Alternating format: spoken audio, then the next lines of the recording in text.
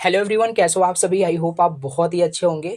So in this video I am going to talk about TCS NQT exam. देखो WhatsApp पे बहुत सारे messages आ गए कि भैया आपका टीसीएस एनक्यूटी का एग्ज़ाम जो था कैसा गया, कोडिंग क्वेश्चंस क्या आए थे, क्वेश्चन का लेवल क्या था, सारी चीज़ें बताइए। सो आज के इस वीडियो में मैं आपको हर एक चीज़ यहाँ पे बताने वाला हूँ। आप सभी को पता होगा मैंने भी टीसीएस एनक्यूटी एग्ज़ाम के लिए रजिस्ट्रेशन किया था और हर कोई किया था, क्योंकि 2024, 25, 26 बैच वाले स्टूडेंट्स के लिए अपॉर्चुनिटी थी, काफ़ी बड़ी अपॉर्चुनिटी। कल एग्ज़ाम था 21 मार्च को।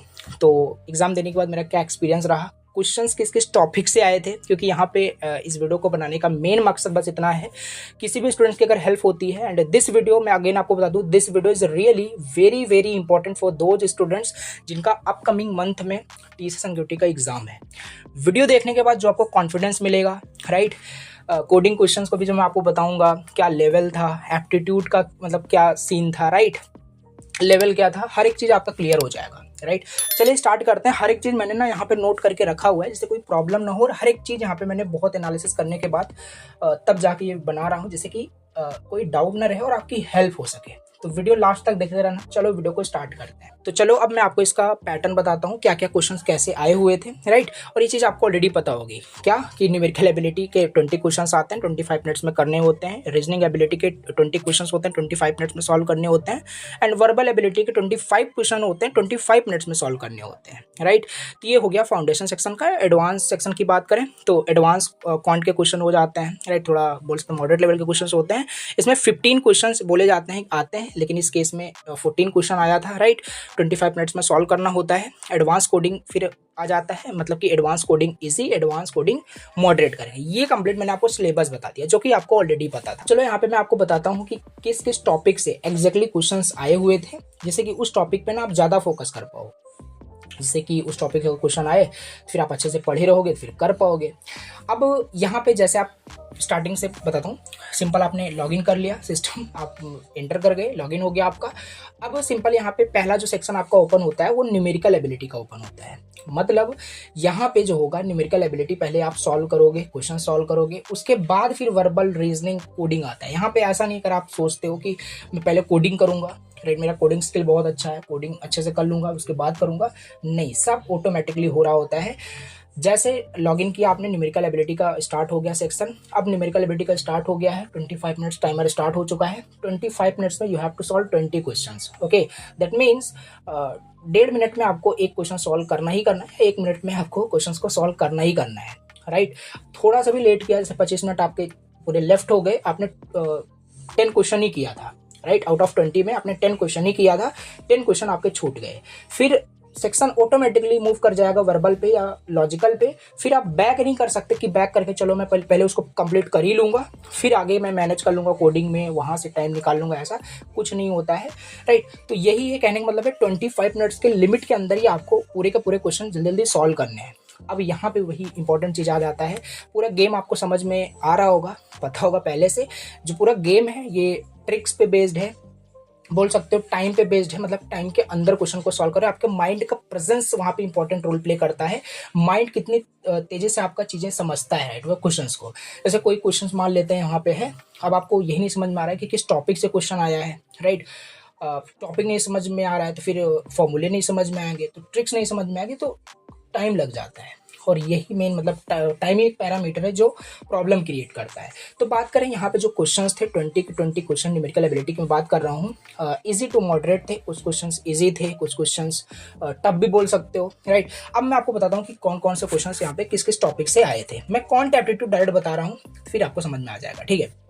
देखो पहला आपका सिंप्लीफिकेशन जो टॉपिक है, यस, सुनने में लगता है यहाँ पे एक सिंप्लीफिकेशन का क्या है, 2 + 3 5 होता है, 5 + 5 10 क्वेश्चन आएंगे, बिल्कुल भी नहीं। देखो इस टाइप से क्वेश्चन आते हैं, 2 की power x + 3y = x for y + ऐसे, मतलब काफी मतलब घुमा फिरा के होता है। फिर लास्ट में x की वैल्यू फाइंड आउट करो। अब सोचो इसको समझने में, फिर कैलकुलेट करने में कितना टाइम लगेगा, राइट।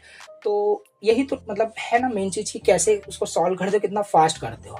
तो मैं बोलूँगा सिंप्लीफिकेशन से भी यहाँ पे काफ़ी सारे क्वेश्चन आए थे, एक क्वेश्चन नहीं काफ़ी क्वेश्चन आए थे, राइट। तो ये चीज़ है, सिंप्लीफिकेशन अच्छे से आपको प्रैक्टिस करना है, डू मोर प्रैक्टिस, और मतलब विद इन टाइम की, हाँ मुझे 1 मिनट में 1.5 मिनट में क्वेश्चन को सॉल्व करना ही करना है, टाइम सेट करके सॉल्व करो। क्योंकि कितना भी आपका फिर वहाँ पे मतलब आपने सॉल्व किया हो क्वेश्चन, बहुत सारे क्वेश्चन सॉल्व किए हैं, बट टाइम के अंदर नहीं कर पाए तो फिर मतलब ही नहीं है ना। मैंने आपको ऑलरेडी बताया, simplification is one of the most important topic जिससे क्वेश्चन आए थे, ठीक है। सेकंड हमारे पास है परसेंटेज। यस, परसेंटेज से भी काफ़ी सारे क्वेश्चन आए थे। और हाँ, परसेंटेज से जो क्वेश्चंस थे ना, ऐसा नहीं है कि डिवाइड बाई 100 कर दो दिया रहेगा, तो ये भी थोड़ा सा ना मॉडरेट लेवल क्वेश्चंस बोलूँगा कि था, राइट। तो ये अब मैंने कैसे फिर किया, सब मॉडरेट था, सब टफ था, तो मैंने सब बताऊंगा फिर, राइट। तो भी मैं टॉपिक आपको बता रहा हूँ, सिंप्लीफिकेशन, परसेंटेज हो गया, और थर्ड टॉपिक है simple interest and compound interest. Yes, इससे काफ़ी सारे क्वेश्चंस आए थे। जब मैं काफ़ी सारे क्वेश्चंस बोल रहा हूँ, दैट मीन्स मोर देन 1 तो आए ही थे, ठीक है। प्रॉफिट एंड लॉस से काफ़ी सारे क्वेश्चंस आए थे, हाँ। और ऐसे क्वेश्चंस आए थे, राइट। अभी खुद ही सोचोगे कि 1 मिनट में कैसे पॉसिबल हो सकता है, बट ऐसे ही यहाँ पे, इसीलिए तो मतलब मेन गेम टाइम का ही है, राइट। अब देखो प्रॉफिट एंड लॉस के क्वेश्चंस कैसे वहाँ पे आए थे, राइट। कोई प्रोडक्ट है, राइट, उसका सेलिंग प्राइस ये है, बाद में उसको 10% डिस्काउंट पे इतनी मतलब दिया जा रहा है, राइट। थोड़ा घुमा फिरा के था, फिर लास्ट में बता दीजिए कॉस्ट प्राइस क्या है। तो टाइम लगता है सोचने में, फिर उसको सॉल्व करने में, ठीक है। तो ये है, मतलब मेन समझ में आ रहा है, टाइम का ही है, but topic profit and loss भी इंपॉर्टेंट है, इसमें से भी क्वेश्चंस आए हुए थे, right. Time, speed and distance next topic है, इससे भी क्वेश्चंस एग्जाम में आए हुए थे, right. Time, speed and distance का, ठीक है। इस टॉपिक को भी अच्छे से पढ़ना। फिर लास्ट में HCF एंड LCM के भी आए थे, राइट। ऐसा नहीं 2 नंबर दिया होगा उसका HCF बताइए, LCM बताइए, बिल्कुल भी नहीं, राइट। जहाँ से भी आपने पढ़ा होगा, जहाँ जिस कोर्स को आपने लिया होगा, यूट्यूब पे देखा होगा, नॉर्मली लोग बता देते हैं कि ऐसे क्वेश्चंस आएंगे, बिल्कुल भी नहीं, राइट। मतलब अलग लेवल के क्वेश्चंस वहाँ पे थे, राइट। नॉर्मल बेस पे ऐसा नहीं कि जो चीज़ें आपने पढ़ी है उसी पे डायरेक्ट आप इम्प्लीमेंट करोगे आ जाएगा, अलग से भी आपको वहाँ पे सोचना पड़ेगा। तो HCF एंड LCM के भी मॉडरेट लेवल क्वेश्चंस यहाँ पे आए थे। अब मैं आपको बताऊँ, क्वांट एप्टीट्यूड के ना क्वेश्चंस जो थे ओवरऑल, अगर मैं बात करूँ, मॉडरेट लेवल के थे, ईजी उतने नहीं थे कि मतलब देखते ही आप उसे सॉल्व कर पाओगे। बाकी अगर तुक्का लगाने की बात है तो फिर वो तो कोई भी लगा सकता है, बट मैं माइंड के प्रेजेंस के अकॉर्डिंग बता रहा हूँ कि उसमें माइंड मतलब लगेगा ज़्यादा, राइट। उसमें टाइम भी लगेगा, बट वही मेन इंपॉर्टेंट चीज़ कि 25 मिनट के अंदर सॉल्व करना है, कैसे भी करो, ठीक है। तो ये था, मैंने आपको क्वांट एप्टीट्यूड के बताया। ओवरऑल यहाँ पे मैं आपको बता रहा हूँ, राइट। न्यूमेरिकल एबिलिटी, अब डेटा इंटरप्रिटेशन, ये सबका मैं एक साथ आपको बता रहा हूँ, राइट। और इसमें आपको DI के भी क्वेश्चंस मिले थे। इसमें टेबल एंड चार्ट की मैं बात कर रहा हूँ, राइट। टेबल से क्वेश्चन आया था, bar chart and mixed chart से क्वेश्चन आया था, राइट। जो कि ये डेटा इंटरप्रिटेशन का टॉपिक होता है, बहुत इंपॉर्टेंट है। डेटा इंटरप्रिटेशन मत छोड़ना, सही बता रहा हूँ, क्योंकि ये क्वेश्चन ना आपको एक साथ नंबर दे जाएगा। क्यों? क्योंकि ये सेट में आता है, सेट बेस्ड क्वेश्चन होता है। आएगा तो 2-3 मतलब एक बार आपको वहाँ पे जो ग्राफ दिया है, एनालिसिस करके आपने डेटा कलेक्ट किया, पिक किया ना, उसके बेस पे। और ये बहुत ईजी था, इसको टू बी ऑनेस्ट आपको बताऊंगा, DI के क्वेश्चन बहुत ईजी होते हैं। सब कुछ आपको दिया रहता है, बस आपको डेटा पिक करना है, उसको बस सॉल्व करना आना चाहिए, राइट। और बस ये बहुत ईजी था। DI का मैं क्वेश्चन की मैं बात कर रहा हूँ, table, bar chart and mixed chart से क्वेश्चन आया था। डेटा पिक कर लिया, बाद में फिर नेक्स्ट करो, क्वेश्चन पूछता है और उसी से आप कैलकुलेट कर पाओगे जो आपने डेटा कलेक्ट किया, पिक किया वहाँ पे, ठीक है। तो DI भी हमारा इंपॉर्टेंट टॉपिक है। तो ये ओवरऑल मैंने आपको क्वांट एप्टीट्यूड के मतलब बता दिए क्या क्या टॉपिक क्वेश्चंस आए थे। वैसे देखोगे ना, सिलेबस एप्टीट्यूड का बहुत बड़ा है, right. Train, boat and stream, right, pipe and system, बहुत सारे हैं, लेकिन क्वेश्चंस नहीं आए थे। जो आए थे मैं वही यहाँ पे टॉपिक लिखा हूँ, राइट। बाकी आप पूरा पढ़ सकते हो, कोई दिक्कत नहीं है। और बात करें फिर नेक्स्ट जो सेक्शन आपका, मान लेते हैं आपने 25 मिनट्स में 20 क्वेश्चन सॉल्व कर लिए। मान लेते हैं आपने 25 मिनट्स में आपने 20 क्वेश्चन सॉल्व कर लिए, तो बस आप वेट करिए, आपका सेक्शन ऑटोमेटिकली नेक्स्ट मूव हो जाता है, आप सभी को पता है, ठीक है। तो ऑटोमेटिकली वो मतलब चलता रहता है, राइट। अगर 25 मिनट्स में पूरा सॉल्व नहीं कर पाते तो आगे बढ़ जाएगा, पीछे फिर होगा नहीं, ये ऑलरेडी मैंने बताया। तो अब आ जाओगे लॉजिकल रीजनिंग वाले सेक्शन पे, राइट। अब इसमें से क्या क्या क्वेश्चन आए थे, तो देखो लॉजिकल रीजनिंग के जो क्वेश्चंस थे ना, बहुत इजी क्वेश्चंस थे, मैं बताऊंगा, मतलब बहुत टफ नहीं बोलूंगा, बहुत इजी था, राइट। अभी समझ पाओगे क्यों मैं इजी बोल रहा हूँ। लेटर सीरीज से, मतलब लेटर सीरीज जो टॉपिक है, इससे क्वेश्चंस आया था, ECD, BGK, राइट। ऐसे करके काफ़ी सारे मतलब आपको सीरीज दिए रहेंगे, इसमें बताना है क्या एरर है, राइट। और पढ़ा है आपने टॉपिक तो बहुत ईजी था, कर लोगे, ठीक है। तो letter series one of the most important topic of logical reasoning, right. दूसरा हमारे पास जो इंपॉर्टेंट टॉपिक है, कोडिंग एंड डिकोडिंग। यस, ये भी काफ़ी इंपॉर्टेंट है, राइट। PART कोड किया गया है 5378 से। देन इसका बताइए, तो मतलब क्वेश्चंस एग्जैक्टली मुझे याद नहीं, बट हाँ कोडिंग एंड डिकोडिंग के क्वेश्चंस भी वहाँ पे थे, राइट, जिसमें चाइनीज़ कोडिंग के भी वहाँ पे क्वेश्चंस थे। ओके, तो ये हो गया। इसके बाद हमारे पास सिलोजिस्ट में यहाँ पे हमारे पास क्वेश्चंस था, राइट, मतलब all pens are book, right, और फिर उसमें से सम पेन्स आर एंड्स, मतलब ऐसे काफ़ी सारे क्वेश्चंस थे। तो सिलोजिज्म जो टॉपिक है हमारे पास, ये भी काफ़ी इंपॉर्टेंट है, राइट, लॉजिकल रीजनिंग में ये भी पढ़ना, ठीक है। फिर ब्लड रिलेशन, A+B, मतलब A is the A sister of B, A-B, A is father of B, ऐसा करके मतलब क्वेश्चंस था, राइट। तो ब्लड रिलेशन मतलब ये आपका टॉपिक है, जब आप पढ़ोगे तो ये सब क्वेश्चन आप करोगे ही, तो इस टाइप के क्वेश्चंस वहाँ पे आते हैं। फिर लास्ट में बताइए, ऐसे मतलब कंफ्यूज करता है कि ए बी का मतलब सिस्टर है, फिर बी ए का मतलब ये है, एक्स है, वाई है, फिर लास्ट में ए का लास्ट वाले पर्सन से क्या रिलेशन है, तो दिमाग लगाना पड़ता है, राइट। तो ये हमारा बेसिकली ब्लड रिलेशंस के क्वेश्चंस हो जाते हैं। फिर इसके बाद नेक्स्ट जो टॉपिक इंपॉर्टेंट है आपका क्यूब्स, राइट। क्यूब्स से काफ़ी सारे क्वेश्चंस यहाँ पे आपको मिलेंगे, राइट।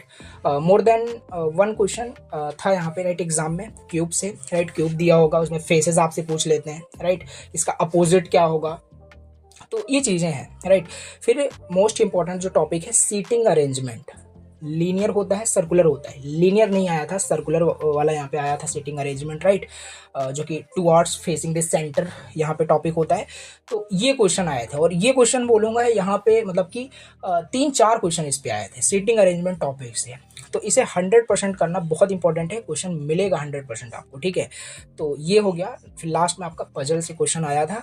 तो ये था लॉजिकल रीजनिंग के मैंने आपको टॉपिक्स बताए जहाँ से क्वेश्चंस आए हुए थे, ठीक है। होने के बहुत सारे टॉपिक्स होते हैं, बट इसमें से क्वेश्चन यहाँ पे इस केस में देखने को मिला था। ये हो गया लॉजिकल रीजनिंग। आप सभी को पता है लॉजिकल रीजनिंग यानी रीजनिंग एबिलिटी, ये भी आपके 20 क्वेश्चंस होते हैं, 25 मिनट्स में सॉल्व करने होते हैं, तो ये भी कर लोगे। बाकी ये मैं बोलूँगा जो रीजनिंग जो पार्ट होता है, मतलब रीजनिंग एबिलिटी जो होता है, ये ईजी होता है as compare to quant aptitude, जो न्यूमेरिकल एबिलिटी ये सब जो होता है, ठीक है। तो ये था, राइट। अब बात करते हैं वर्बल एबिलिटी की, राइट, वर्बल रीजनिंग की यहाँ पे बात करते हैं। इसमें देखो मैं आपको चार ही टॉपिक बताऊंगा, इसी से क्वेश्चंस भर भर के पूछा गया था, राइट। तो देखो पहला जो टॉपिक था ना, रीडिंग कंप्रेशन, आरसी से बहुत सारे क्वेश्चंस आए थे। 1-2 क्वेश्चंस की मैं बात नहीं कर रहा हूँ, 3-4 क्वेश्चन दे दिया, उसको रीड करते रहो, राइट। मतलब बड़ा बहुत लेंदी था, राइट। जिसकी स्पीड अगर अच्छी होगी इंग्लिश को रीड करने में तभी वो समझ पाएगा। और ये वर्बल सिंपल आपको पता ही है बहुत ईजी होता है, बट टाइम लग जाता है इसमें, क्योंकि क्या करना है, 25 क्वेश्चन 25 मिनट्स में सॉल्व करने हैं। So it is very difficult कि जल्दी से रीड करो, पढ़ पाओ, तुरंत आंसर कर पाओ, ठीक है। तो बट ईजी बहुत ज़्यादा होता है। और टॉपिक बता दूं कहाँ कहाँ से आया था। आरसी मैंने पहले बताया, रीडिंग कंप्रेशन, राइट, ये काफ़ी इंपॉर्टेंट टॉपिक है। तो do more practice of reading की समझ पाओ जल्दी से, राइट। फिर उसी से रिलेटेड आगे क्वेश्चंस 3-4 क्वेश्चन, एक बार आपने पूरा पैराग्राफ पढ़ लिया, उससे 3-4 क्वेश्चन आपसे पूछ लेता है, पूरा नंबर आपको दे जाएगा, ठीक है। फिर आइटम्स एंड फ्रेजेस से क्वेश्चंस यहाँ पे आए थे, राइट, ये भी आपको अच्छे से पढ़ना है। Cloze test most important, right, ये भी आपको अच्छे से यहाँ पे पढ़ना है, इससे भी यहाँ पे क्वेश्चंस आए हुए थे। Yes, now one word substitution, हाँ, इससे भी यहाँ पे क्वेश्चंस आए हुए थे। अब देखो एग्जैक्टली क्वेश्चंस तो मैं रट के नहीं आया हूँ, मुझे याद भी नहीं है, राइट, बट हाँ टॉपिक मुझे अच्छे से याद है कि किस किस टॉपिक से, तो वो सब मैं आपको यहाँ पे बता रहा हूँ, राइट। और स्पॉटिंग एरर का मतलब कि सिंपल, और ये तो आना ही है, राइट। आपको सेंटेंस दिया रहेगा, इसमें गलत क्या है, इसमें एरर फाइंड करिए, तो इस टाइप के भी क्वेश्चंस यहाँ पे आए हुए थे। तो ओवरऑल वर्बल रीजनिंग यानी बात करें इसमें वर्बल एबिलिटी में, तो RC, idioms and phrases, cloze test, one word substitution, spotting error से हमारे पास क्वेश्चंस आए हुए। तो यहाँ पे जो आपका advance quant aptitude and advance जो रीजनिंग एबिलिटी के जो क्वेश्चंस होते हैं, ये आप इसमें 14 क्वेश्चन आया था। यस, 14 क्वेश्चन आया था, 25 मिनट्स में सॉल्व करना था। तो यस, इसमें आपको थोड़ा सा टाइम मिलता है तो कर सकते, मतलब कि 2 मिनट्स में आपको सॉल्व करने हैं क्वेश्चंस, राइट। तो यस, ये आपका बेसिकली कंप्लीट मैंने आपको बताया क्या कैसे था, ठीक है। बाकी क्वेश्चन आपके सेम फाउंडेशन सेक्शन के जैसे होते हैं। अब लास्ट यहाँ पे मैं आपको बताता हूँ कोडिंग क्वेश्चन का क्या हाल था। चलो लास्ट में मैं आपको बताता हूँ कोडिंग क्वेश्चंस का क्या हाल था। देखो टीसीएस एनक्यूटी एग्जाम में ना कोडिंग के क्वेश्चन जो थे बहुत ईजी थे। मैं इसे ईजी बोलूँगा क्योंकि सच में ईजी ही था। क्यों? Advance coding easy and advance coding moderate, 2 section थे। अब एडवांस कोडिंग इजी जो था ये 33 मिनट का था। यस, 33 मिनट का था। और एडवांस कोडिंग मॉडरेट जो था ये 57 मिनट का था, राइट। टोटल 90 मिनट्स मिलते हैं। तो मतलब इजी था, राइट। अब बात करें एडवांस कोडिंग इजी में क्या क्वेश्चंस थे, तो क्वेश्चंस मैं आपको स्क्रीन पे मेंशन कर दूंगा, एग्जैक्टली क्वेश्चंस याद है, राइट। इतना ड्राई रन वहाँ पे किया कि क्वेश्चन ही याद हो गया। तो ये क्वेश्चंस था। अब ट्राई करो क्या ये क्वेश्चन आप सॉल्व कर पा रहे हो कि नहीं कर पा रहे हो। डेफिनेटली आप कर पाओगे, बहुत ईजी था। क्यों? क्योंकि अगर बेसिक कॉन्सेप्ट आपका क्लियर है, if else, while loop, for loop, मतलब लूप और कंडीशनल स्टेटमेंट क्लियर है ना, तो उसी के बेस पे ही आपका इजी वाले क्वेश्चन सॉल्व हो जाते हैं, राइट। तो इसका कोड भी यहाँ पे मैं मेंशन कर दूंगा। यहाँ पे देखो इस तरीके से यहाँ पे सिंपल यूज़ किया गया, इफ एल्स यहाँ पे यूज़ किया गया है। तो अगर मैं आपको थोड़ा सा एक्सप्लेन करूँ, डिस्क्राइब करूँ इस क्वेश्चंस को, तो क्या खाली बस इतना रहा है, आपको यूजर से क्या करना है, इंटीजर इनपुट लेना है, और वो इंटीजर इनपुट क्या होगा, हार्स होगा। मतलब ओवरऑल क्वेश्चन का मतलब ये था कि आप यूजर से क्या करो, 1 घंटे इनपुट लो। जैसे मान लो 5 यूजर ने एंटर कर दिया, 5 एंटर किया मतलब 5 घंटे। अब कोई जो व्हीकल है अगर किसी पार्किंग स्टेशन पे मतलब कि 5 घंटे अगर रुकती है, तो उसको टोटल चार्जेस कितने पे करने पड़ेंगे, राइट। और कंडीशन दे रखा है कि फॉर द फर्स्ट 2 आवर्स के लिए कितना था वहाँ पे, मैं मेंशन कर दूंगा क्वेश्चन आपको स्क्रीन पे, 100 रुपीज़ पर आवर था। फिर फॉर द नेक्स्ट 3 आवर्स के लिए कितना था, 50 रुपीज़ पर आवर था। फिर बियॉन्ड 5 अगर हार्स चला जाता है तो कितना होगा, 20 रुपीज़ पर आवर था। टोटल चार्ज कैलकुलेट करना था। It's so easy, simple charges variable आपको ले लेना था। और यहाँ पे वाइल लूप यूज़ कर सकते थे, फॉर लूप यूज़ कर सकते थे, इफ एल्स यहाँ पे यूज़ होता। और हम ट्रैक करते रहते, सिंपल हम 1 से स्टार्ट करते 5 तक जाते। सब फॉर एन एग्जांपल से 5 के लिए जो हमारा यहाँ पे आउटपुट आएगा, 5 के लिए फॉर द फर्स्ट 2 आवर्स के लिए 100 multiplied to 200 and 50 multiply 3, that means 5 के लिए 350 आंसर यहाँ पे आना चाहिए। तो आ रहा था, राइट। हालांकि सारे टेस्ट केसेस पास हुए थे। तो और हाँ, यहाँ पे टेस्ट केसेस का भी आपको ध्यान रखना होता है। मतलब यहाँ पे ना आई थिंक कुछ पब्लिक केसेस होते हैं और कुछ प्राइवेट टेस्ट केसेस होते हैं। पब्लिक वाला तो पास हो जाता है, कंपाइल हो जाता है, प्रॉब्लम वहाँ पे आ सकती है प्राइवेट वाले में। तो ऐसा कोड लिखना होता है, राइट। तो ये चीज़ें हैं सिंपल। मेरे केस में मैं बात करूँ 7 टेस्ट केसेस थे, प्राइवेट पब्लिक दोनों को मिलाकर के सारे पास हुए थे। और यहाँ पे ऐसा नहीं होता एक बार फेल हो गया तो आपका कोड बेकार हो जाएगा, नहीं, उसे करेक्ट कर सकते हो। एरर आ रहा है, उसको एरर को समझ करके उसको फिर से सही कर सकते हो, फिर से कंपाइल करके नेक्स्ट कर सकते हो, ठीक है। तो ये था, समझा दिया आपको कि इजी क्वेश्चन कैसे यहाँ पे था। और अब बात करते हैं मॉडरेट लेवल के जो क्वेश्चंस था कोडिंग में। ये तो मैं बोलूँगा इजी का छोटा भाई था, मतलब इजी से भी ज़्यादा ये इजी था। क्यों मैं बोल रहा हूँ अभी खुद समझ में आएगा, राइट। देखो सिंपल करना क्या था, ये क्वेश्चन फिर मैं मेंशन कर दूंगा आपको स्क्रीन पे। सिंपल यूजर से क्या करो, एरे इनपुट लो। यूजर मतलब क्या करेगा, सिंपल एक एरे इनपुट देगा, ठीक है। एस आपका एक एरे हो गया, और वो एरे जो होगा ना वो सॉर्ट नहीं होगा, उसको पहले क्या करना है, सॉर्ट करना है, राइट। हर एक प्रोग्रामिंग लैंग्वेज में सॉर्टिंग के मेथड्स होते हैं, राइट, फंक्शंस होते हैं, उसको हम यूज़ कर सकते हैं। जैसे जावा के केस में एरेज डॉट सॉर्ट होता है। आपको क्या करना है, उस एरे जो आपने इनपुट लिया उसको असेंडिंग ऑर्डर में क्या करना है, सॉर्ट कर लेना है। सॉर्ट कर लिया, ठीक है। फिर दूसरा क्या करना है, यूजर से इनपुट लेना है एक्स। एक्स क्या होगा, एक्स हमारा एक इंटीजर वैल्यू होगा, जैसे 100, 200, 500, 700। अब यहाँ पे करना क्या है ना, हमें वो सारे एलिमेंट को यहाँ पे काउंट करना है, कितने मतलब इस एरे में कितने ऐसे एलिमेंट हैं जिन एलिमेंट का जो हम सम कर रहे हैं ना वो एक्स के अंदर ही है, एक्स के बाहर नहीं जा रहा है। जैसे एक्स के बाहर जा रहा है तो उसको हम काउंट नहीं करेंगे, हम काउंट को रिटर्न कर देंगे। सिंपल काउंट एक वेरिएबल लेना था और एक लूप यूज करो, मतलब 0 टू एरे डॉट लेंथ तक चलेगा। दोनों एलिमेंट को हम ऐड करते रहेंगे। ऐड किया, कंपेयर किया, क्या ऐड करने के बाद ये लेस देन है एक्स से, लेस देन है तो काउंट की वैल्यू इंक्रीज करो, आई की वैल्यू आगे बढ़ा दो, ठीक है। फिर आगे कंपेयर किया और आंसर में हमारा वो लास्ट जो हमने मतलब कि ऐड किया था वो रहेगा ही। तो इस टाइप से कुछ यहाँ पे हम लॉजिक यूज कर सकते थे। और ये भी यहाँ पे फर्स्ट टाइम में ही यहाँ पे अच्छे से टेस्ट केसेस मेरा पास हो गया था, ठीक है।